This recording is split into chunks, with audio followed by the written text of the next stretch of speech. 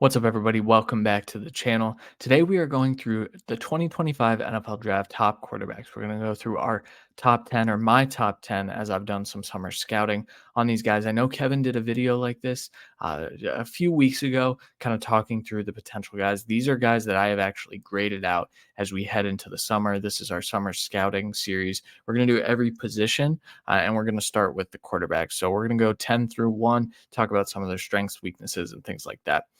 Number one or number 10, QB 10, we have Cam Ward, transferred from Washington State over to Miami to lead what should be a much better offense. Cam Ward's interesting. He's kind of a you don't know what you're going to get on each down, which is kind of problematic. There are times where he can be supremely accurate and he can make really good decisions, and he's got all the arm talent in the world. There are also times when he can put the ball into harm's way. I just want to see a little bit of growth from him. I think he's one of these guys that could rise as we get through the 2024 season. My quarterback 9 is Shedeur Sanders. I know this is going to be low for a lot of people, but I think when you toss on the film, there's uh,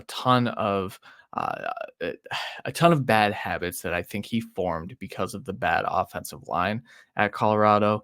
I'm optimistic that he can improve on those things. I think he's got an okay arm. It's nothing spectacular. I think his work outside of structure is okay. I think there are times where he's really, really accurate and he can drive the football into tight windows and he sees the field really well. But a lot of times that was missing from the film. There was a lot of turn downs. His eyes tend to drop when the pocket muddies, and the pocket's always muddy. I think they did a good job of replacing what that offensive line looked like last year and kind of flipping the roster again. But to me, Shedeur Sanders has a long way to go. I know people are talking about him as a top 3 pick in the 2025 NFL draft. I think he looks more like a round 3, round 4 type of guy. And so if we can get QB9 as a round 3 guy, I think that's a good quarterback class. To me, he's going to have to take a lot of steps as we get into the 2024 season as well. My QB8 is Max Brosmer, the Minnesota Golden Gophers new quarterback, 6'2", 217. He's transferring in. And when we look at what he did last year, just a lot of arm talent, but a lot of really high-level football reads. This is one where he's not going to be the most athletic kid, although I think he's got a little more athleticism than people are giving him credit for. But I think he drives the football really, really well. I think he's got really good arm talent, really good arm strength. I think he sees the field very, very well. He played with Dylan Lobby last year, and he gave him a ton of targets, obviously, but that was because he was willing to kind of check down. He was willing to take what was given to him. I think Minnesota has upgraded their quarterback position. I think there's a chance that Max Brosmer is the best quarterback in the Big Ten. This is one of those guys where I think we're going to start to see him rise through NFL draft circles. We do have to see it. This was at New Hampshire, and this is taking a risk because the competition level just wasn't there. But he was named their captain as soon as he got on campus. His leadership qualities should take this offense to the next level. And I actually kind of like what Minnesota has put around him. So this is a guy I think he's going to continue to rise as we get into more people getting eyes on him.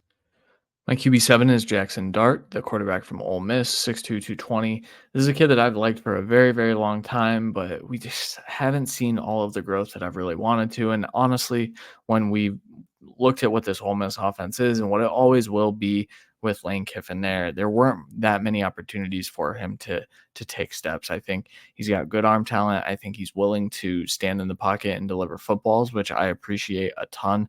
I think the arm talent is there. The arm strength isn't always there. I think he loses a ton when he starts to move off of his spot. One of the things when we talk about arm strength, driving the football, things like that, I always look for, can you do it when you're on the run? We look at Caleb Williams last year. I think when he was on the run, he could throw with touch, but he could drive that football. Jackson Dart doesn't necessarily do that. I don't think Drake May did that. And this offense is too simplified. I don't know if Jackson Dart can fully read a football field because this offense does a really good job of scheming guys open. I'm curious to see they have an influx of weapons coming in. They still have Trey Harris. They have Juice Wells coming in this year. So I think that there's an opportunity for him. I'm just a little bit nervous that we're never really going to know what he is. Another guy where I think We don't know what he is at this point, at least. Riley Leonard, the new Notre Dame quarterback, is my QB6, 6'4", 203. Had a ton of really high hopes for him heading into last season. Injuries kind of ruined that. I think there was a shot that Riley Leonard could push for the first round, if he had stayed healthy.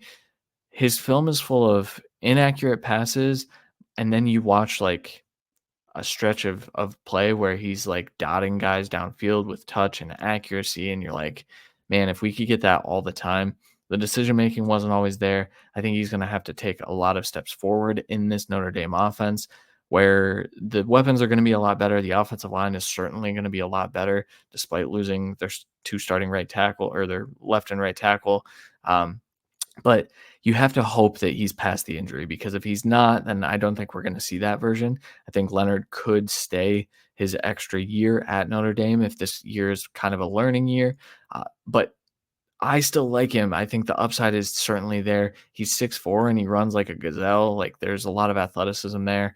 He does remind me a bit of Duke quarterback Daniel Jones, and that's problematic. But I think he's got a little more arm talent. I think the upstairs stuff is a little bit better.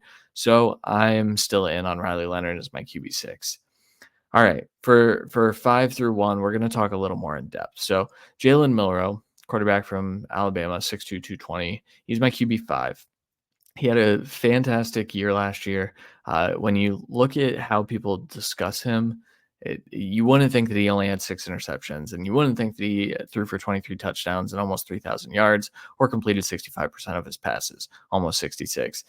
Overall, it was a good year. I think there was some doubts about who should play quarterback. It sounds like there were some rifts between the offensive staff and Nick Saban on who should be playing quarterback. And I think Milroe was Saban's guy. Ty Simpson went out there and didn't really do much. And we saw them go back to Milroe. And once they did, this offense kind of took flight. Uh, Overall, more stats. So passing grade, little low compared to some of these other guys, 78.1, but turnover worthy play percentage, 2.8%. So a little high. The problem with Jalen Milroe is the sacks. His pressure to sack number, 31.9%, is very, very bad.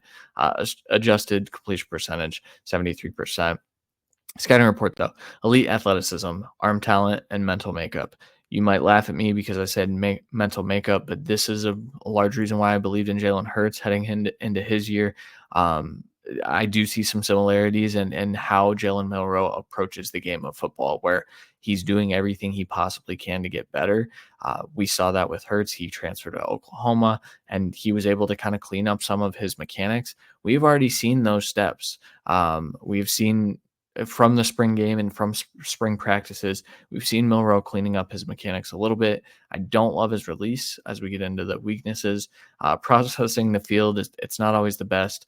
There are times when he can go through like full field reads, but most of the time it's, you're looking at one or two receivers and you're making a decision, or you're running. And his sack avoidance has got to be better. He's got to get the football out a lot quicker. I'm hoping that we see some steps forward with the new offense this year with Kalen DeBoer in town. I'm excited about what that might be.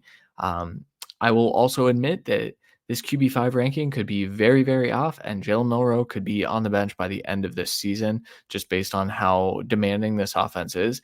I have faith. I'm going to continue betting on Jalen Milroe, because I think if he puts it all together, we're talking about a high level NFL starter. So there's a chance that he is the number one overall pick if this class kind of falls flat on its face. QB4, Garrett Nussmeier. Our own Andy Pham has him as his Devy QB1, which means that he would have him as his 2025 QB1 if he were doing this video. I have him down at QB4, 6'2", 205. One of the problems with Garrett Nussmeier is we just haven't seen a whole lot. 48 of 78 last year, 61%, 591 yards, 4 touchdowns, 1 interception. Some other advanced stats: 82 passing grade, really good. Turnover worthy play percentage, really good. Didn't get sacked. Adjusting completion percentage, 73% as well. He does a lot of things well. One of those things is his deep ball. He throws that with a lot of touch.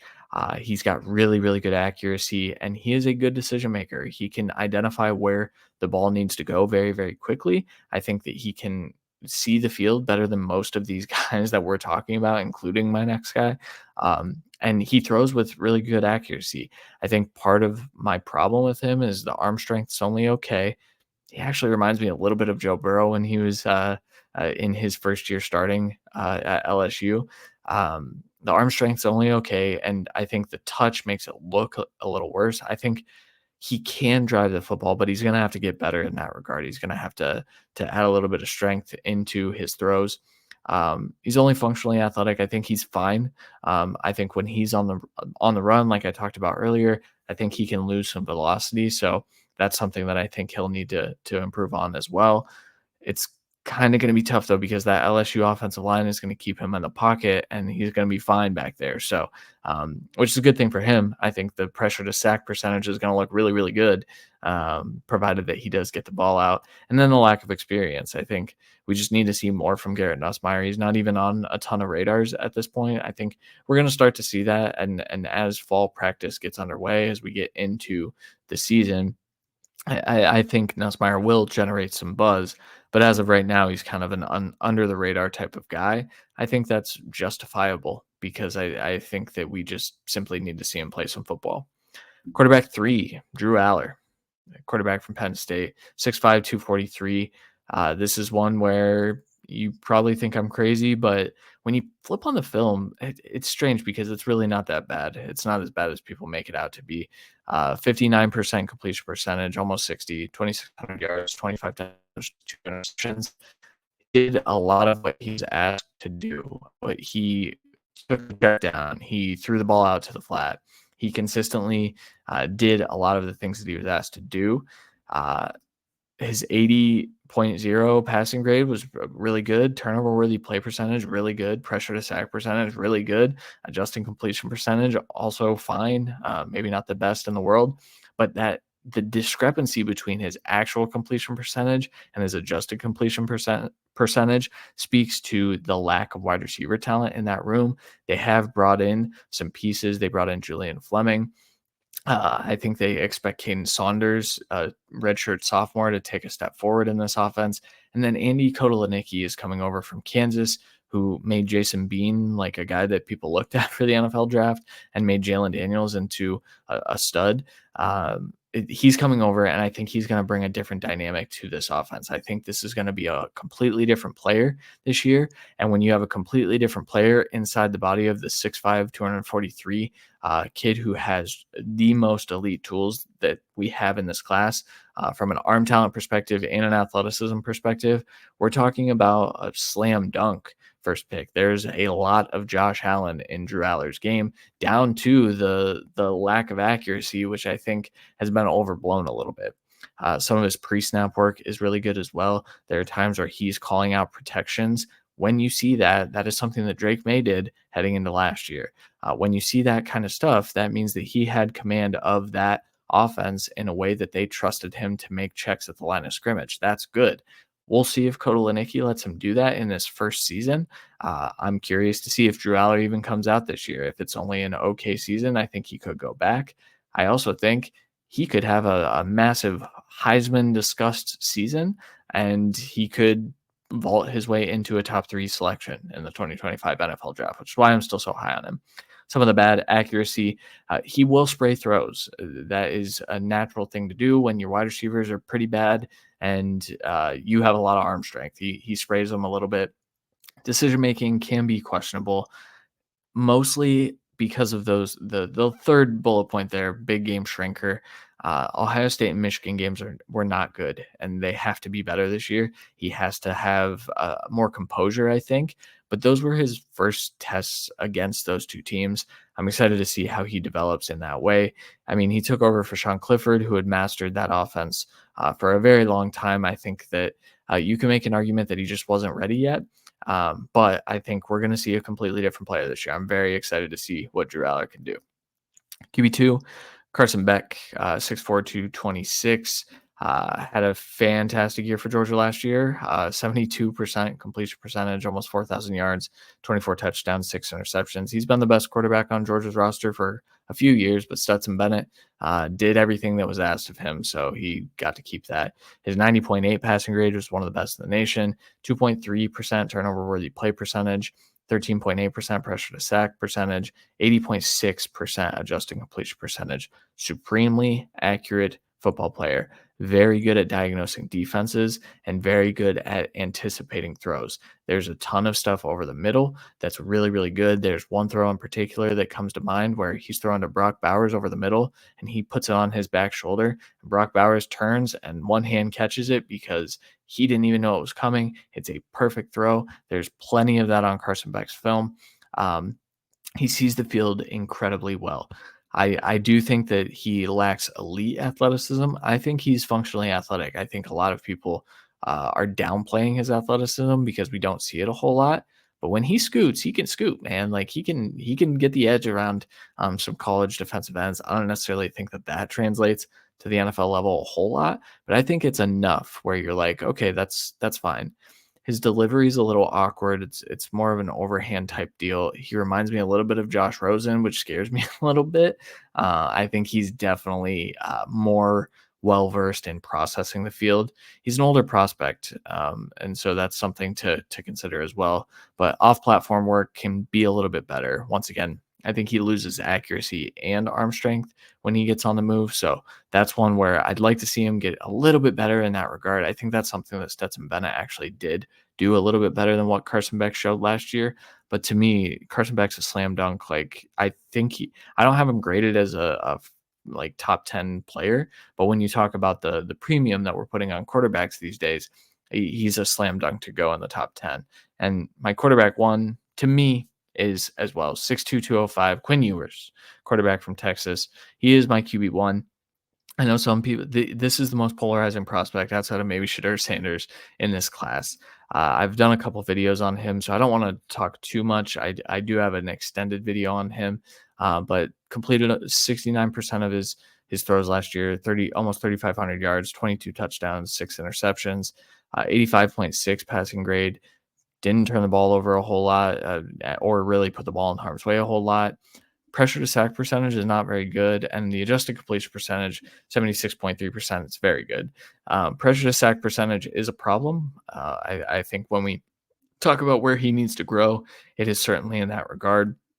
He gets a little loose with everything, but that's because he's been able to win with his arm talent without good footwork for a very long time, and that has continued into college. He is an accurate kid. You'll see a lot of the highlight throws or low light throws, I guess, for Xavier Worthy and Adonai Mitchell. And through this draft cycle, I think we saw a lot of that as well, where it was like, oh, it's a Quinn Ewers deep ball and it's 10 yards short or 10 yards too far. All of the accuracy problems came on 30+ yard throws. But I would say maybe not all of them, but most of them. I charted this kid. He is supremely accurate between 0 and 20 yards. I think actually his behind the line of scrimmage work can get a little bit better because the footwork's not buttoned up. And the footwork is problematic. I do think a poised perspective, I think that he is always calm. While Drew Aller is a big game shrinker, I think Quinn Ewers is a big game riser. We've seen him play extremely well against Alabama in 2 straight years. I think we're going to continue to see him play well in big games. I think Texas can go out and win a championship, and Quinn Ewers is going to be the reason why. But the bad stuff, footwork, talked about it. It's bad. It's really bad. It's too loose. I think that he's going to have to button that up. When we start to talk about his NFL career, a lot of the things that they do are timing based. And so if he can't get his feet married to the routes, then it's going to be a problem. So he needs to button that up. Working to his third and fourth reads, I think he hits 1 and 2 really well. I think there are times when he hits 3 and 4. Okay. This year, we're going to have to see it a little bit more. I think without Xavier Worthy, without Adonai Mitchell, obviously there's an influx of really good players coming in. It's Texas. They also got Isaiah Bond from Alabama. They got Matthew Golden from Houston, SMU. I can't remember off the top of my head. But they've got kids coming in, but they're not as good as the 2 top 50-ish picks.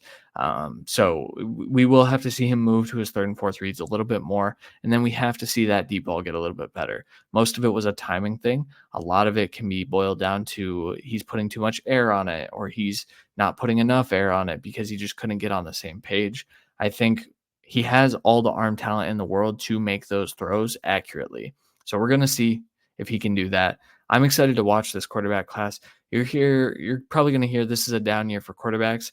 It certainly is, but there is an abundance of guys that have opportunities this year. I would bet on my top 3 being first round picks if they all declare. I would bet on one of the next 4 or 5 also being a first round pick. I think we will still see about 4 quarterbacks in the first round this year. I think there's probably some guy that I did not talk about that will work his way into the first round. The joy of doing summer scouting is that I'm going to be wrong. I know I'm going to be wrong, but it's a lot of fun to get a head start on grading these guys out and making sure we make everyone aware. This is a college football channel. This is a Devy channel. This is a Dynasty channel. But this is also going to be an NFL draft channel. So we will be doing summer scouting reports. Let me know in the comments. Why am I too low on these guys? Why am I too high on these guys? Let me know. Let me know what you think of this quarterback class. Do you think there's going to be 4 quarterbacks in the first round or not? And then also make sure you check out our Patreon, patreon.com/DevaRoyale. All of these rankings are over there, but we've also got our consensus rankings. We've got the Substack. We've got things going on Patreon. There's a ton going on over there for just $5 a month. Patreon.com/DevaRoyale. Make sure you like this video if you liked it. And if you didn't, like it anyway. It helps us in the algorithm. So thank you guys for watching. We'll catch you guys next time.